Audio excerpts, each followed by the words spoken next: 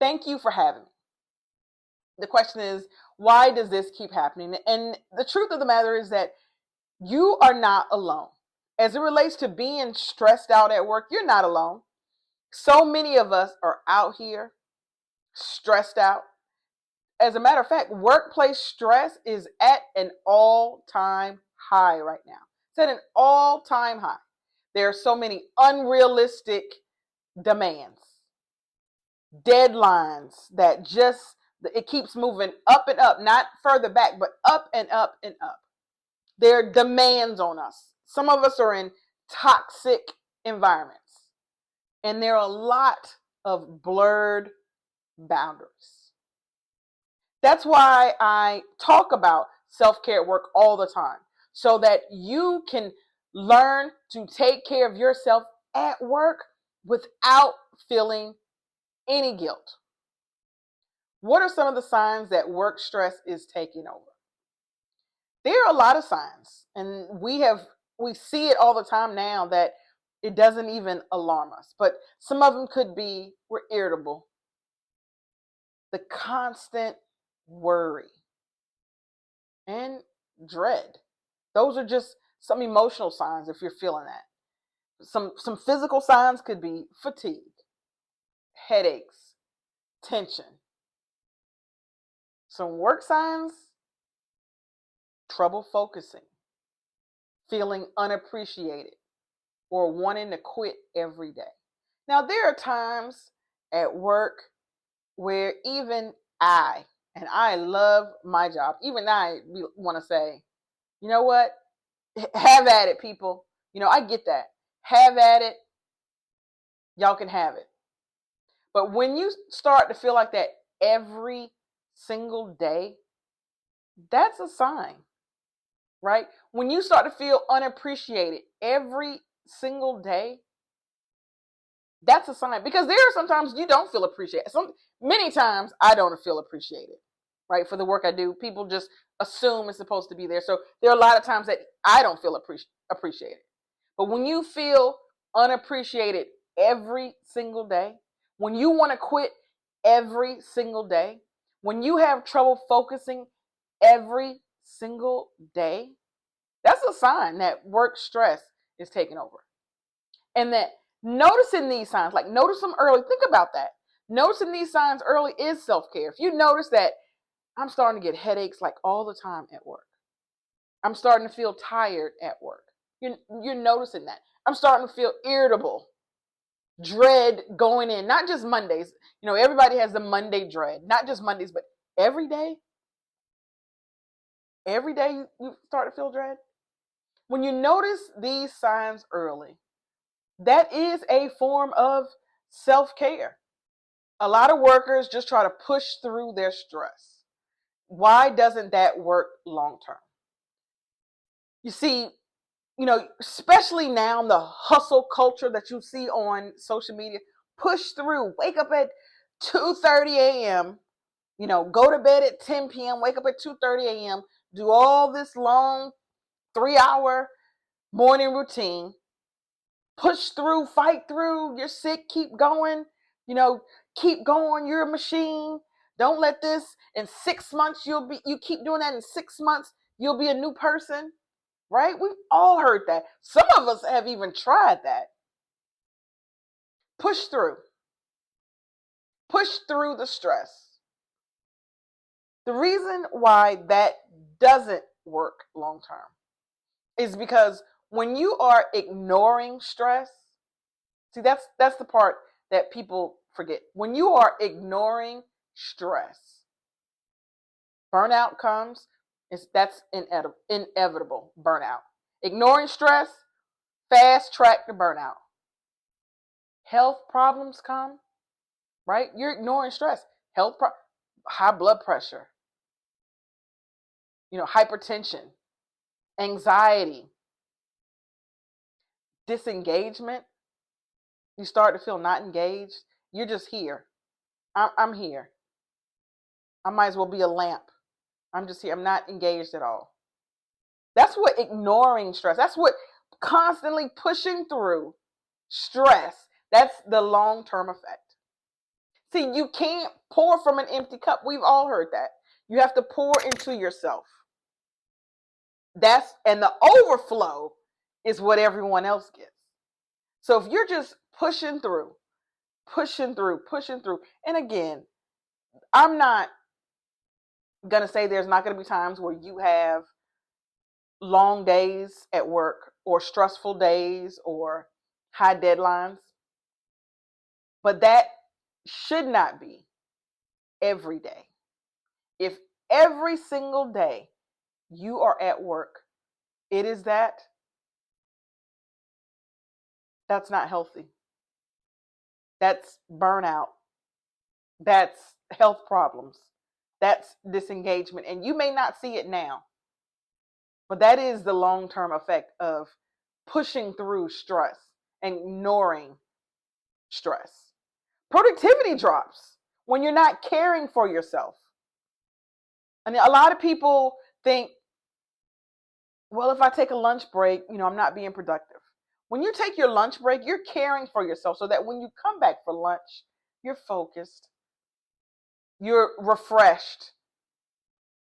So when you push through stress constantly, ignoring it, burnout, health problems, disengagement. If someone is at their desk and overwhelmed, what's one thing they can do right now? So if you are sitting at your desk right now, and I talk about this a lot, the breathing reset is one of the most powerful things that you can do right now.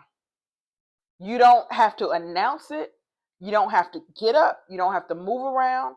You can do the breathing reset. And there are several different ones. Box breathing, the 4-7-8. The one that I use the most for myself is the 4-4-4. And that is you inhale for 4, you hold it for 4, you exhale for 4. And you do that 4 times. Right? Inhale for 4. So inhale.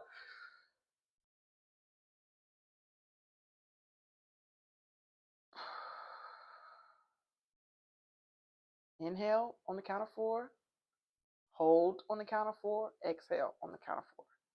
I didn't say it because it's hard for me to actually do it and talk, but that's what I do.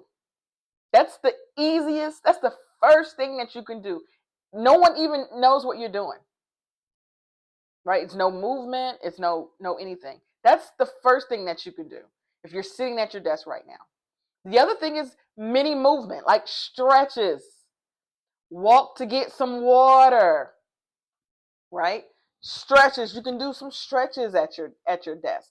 You're sitting at your desk. There are tons of exercises that you can do at your desk. But many stretches. If you can get up and go get water, go look out the window. The other thing that you can do, and I talk about this, is gratitude or journaling. I have written many journals on just this. I have a 5-minute journaling. 5 minutes. That's all it takes for that journal book. They ask you questions. I have a self-care at work digital journal and a hard copy journal. That's how important journaling is. I'm trying to hit everybody. I have a grateful for the problems that I don't have journal. And I also have just a plain journal that's just blank. I create all those journals for myself because I struggled in journaling. So I struggled and I don't have time.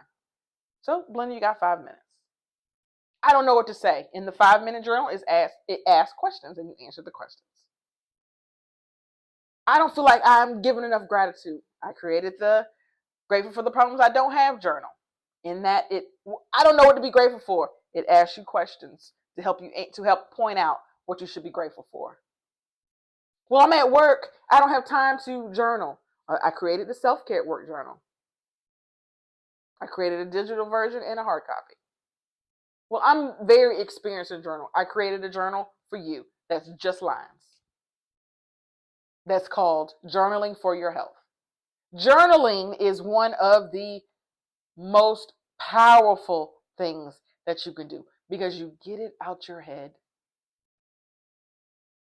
The other thing that you can do at your desk is a micro break, and that's step away for 5 minutes. Go to the bathroom, go outside, get some fresh air, drink some water, but give yourself 5 minutes. Set the timer. 5 minutes to just get away, to just close your eyes. Those are things that you can do at your desk right now. But what if someone feels like they can't set boundaries without being judged? And that is understandable because sometimes trying to set up boundaries, people, point and frown, and you may feel uncomfortable in setting boundaries because you don't want to be judged. But you can start with small steps, right? Like stop answering non-urgent emails after hours. Because maybe you have to answer urgent ones. Maybe you have to. Maybe that's part of your job. But you don't have to answer non-urgent emails after hours. That's a boundary. That's a small step. You can protect your lunch and breaks. Have a lunch where you aren't working. You take your lunch and you're not working. You take your break and you're not working. You take your breaks. That's a small boundary instead of eating through lunch.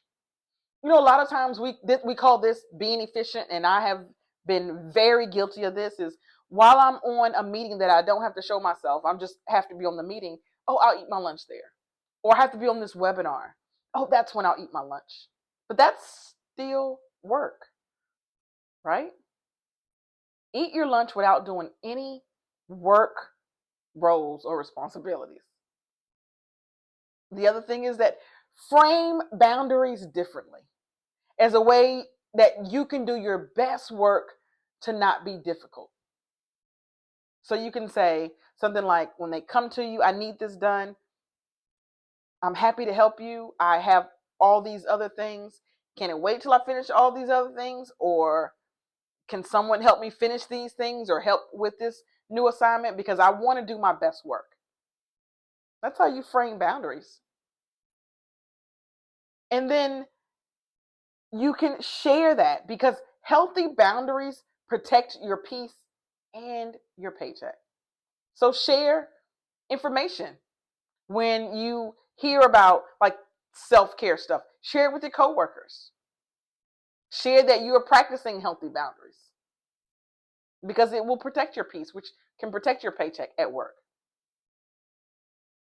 What role do coworkers, friends, or even managers play in reducing stress? That's a funny question because aren't they the ones that cause the stress in the first place? Right? The manager is the one that's causing the stress, or the coworkers a lot of times. But let's say they're not, because hopefully they're not. And I do think that most people have good intentions, as it relates to work.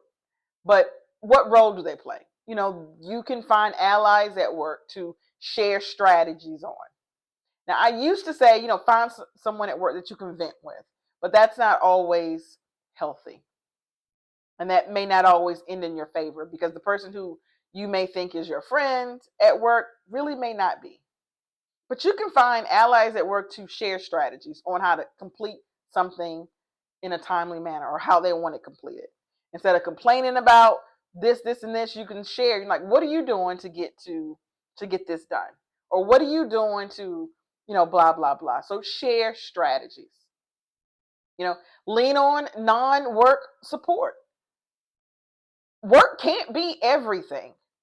You can't expect work to be everything. It's not. You will come up short every time. So find non-work support, your friends, your family, your community that you can talk to. And if possible, communicate with your manager before things spiral out of control.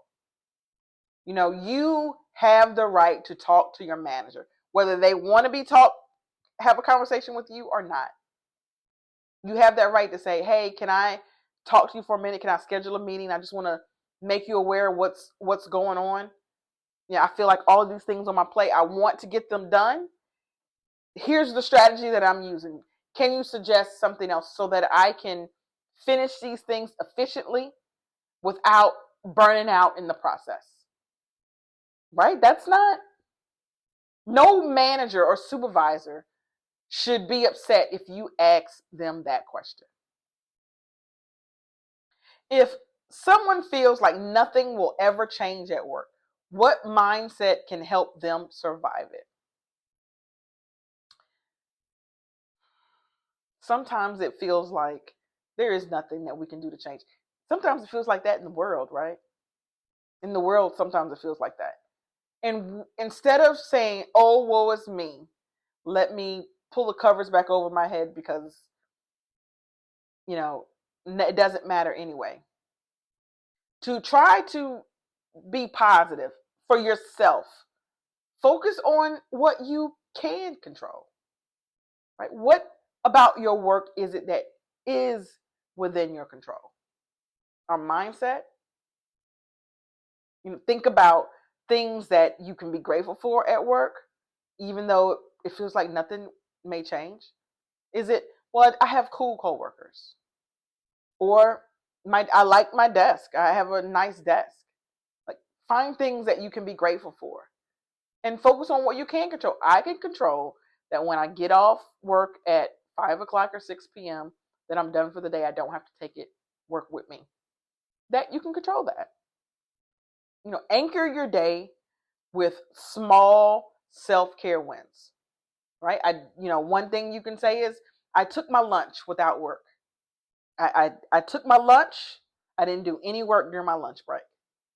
Or I did the 4-4-4 breathing exercise before I walked into the big meeting.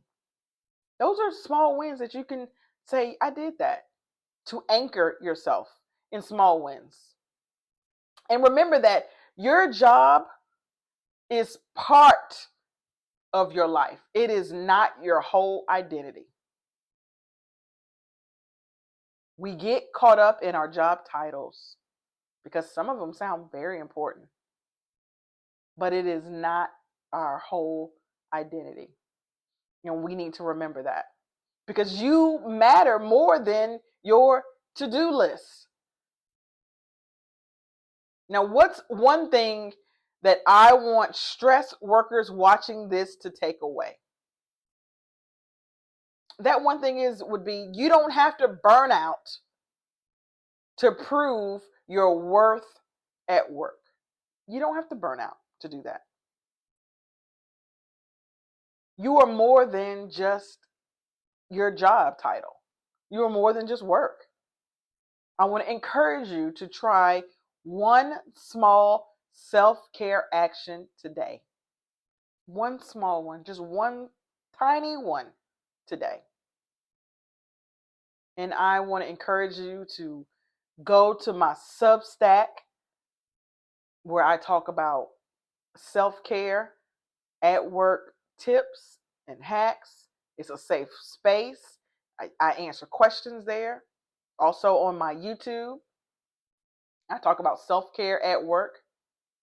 On my Stand store, I have resources there as well. You are not alone.